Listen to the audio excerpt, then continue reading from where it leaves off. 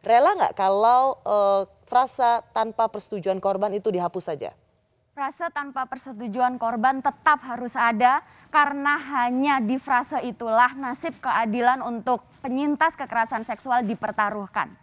Sudah terlalu banyak penyintas kekerasan seksual yang dituduh menikmati aktivitas kekerasan seksual yang ia alami. Sudah terlalu banyak penyintas pelecehan seksual yang dituduh, oh lo nggak ngelawan sih, lo rela masuk ke ruangan dosen lo ketika lagi sepi gitu ya, padahal dia lagi dijanjiin untuk bimbingan skripsi gitu ya. Dan hanya dengan frase itulah gitu kita mempertaruhkan keadilan untuk korban. Kalau itu tidak disetujui oleh FAT, maka apa kalimat yang ideal untuk melindungi korban? Pertama kita harus sepakat bahwa korban kekerasan seksual itu bisa laki-laki bisa perempuan. Ya. Artinya siapapun yang rentan itu rentan tuh dalam hal apapun ya, karakter, relasi kuasa, dia bisa menjadi korban kekerasan. Jadi semua harus dilindungi gitu ya. Nah kan semangatnya adalah semangat melindungi siapapun yang menjadi korban juga, dan semangat kemudian memberi sanksi, menghukum siapapun yang melakukan tindak kekerasan seksual. Nah inilah yang sebetulnya didefinisikan. Kan ada semangat untuk menghukum ini ada pada bagian sanksi, ada bagian yang lainnya.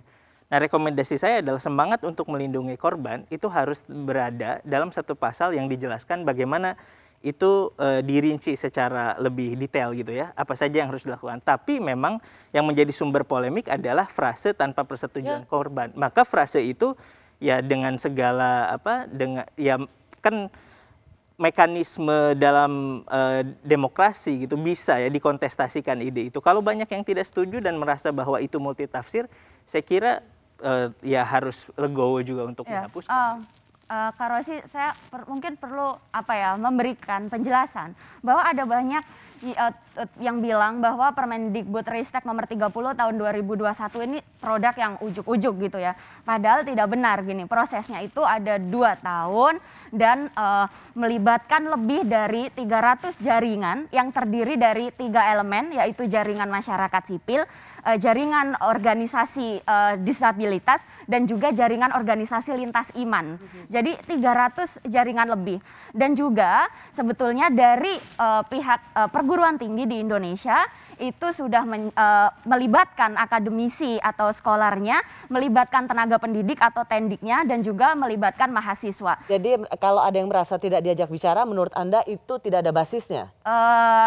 Ya faktanya, faktanya bisa kita dilihat Mas di daftar hadirnya, ada di jaringan organisasi lintas iman. Misalnya ada pernyataan dari Ketua Majelis Hukum dan HAM Aisyah bahwa Aisyah itu dilibatkan di masa-masa akhir gitu ya, bahkan ketika draft Permendikbud 30 ini sudah ada di Kementerian Hukum dan HAM.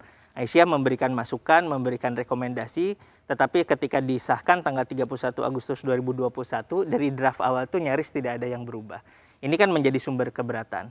Nah kemudian kan ada tuduhan, yang tidak setuju itu berarti pro pada kejahatan seksual, kekerasan. Yang tidak setuju berarti berpihak pada predator seksual. Enggak juga, kalau kita lihat Aisyah misalnya track recordnya, mereka bahkan sejak bertahun-tahun sebelum Permendikbud ini ada, punya pos bakum, pos bantuan hukum untuk korban. Jadi kenapa kok susah sekali sih rasanya kita menemukan atau bersepakat untuk melindungi korban, apakah itu laki-laki atau mayoritas atau perempuan, terutama anak-anak. Kok alih-alih kita ingin memberikan rasa keadilan, kok susah banget hanya dengan kalimat saja kok kayaknya keberatan. Menggarisbawahi sebetulnya problemnya ada 3 ya. Satu problem prosedural. Jadi proseduralnya dikeluhkan diantaranya oleh Aisyah, oleh Muhammadiyah bahwa tidak diajak bicara. Tidak diajak bicara dan tidak dilibatkan secara proper. Bahwa itu ada masalah, ada masalah. Yang kedua problem substansial. Orang kemudian merasa bahwa kata atau frasa tanpa persetujuan korban itu multitafsir, rentan ditafsirkan berbeda, kemudian seolah-olah bahwa itu diperbolehkan oleh Permendikbud ini, harus diakui bahwa itu multitafsir, dan iya.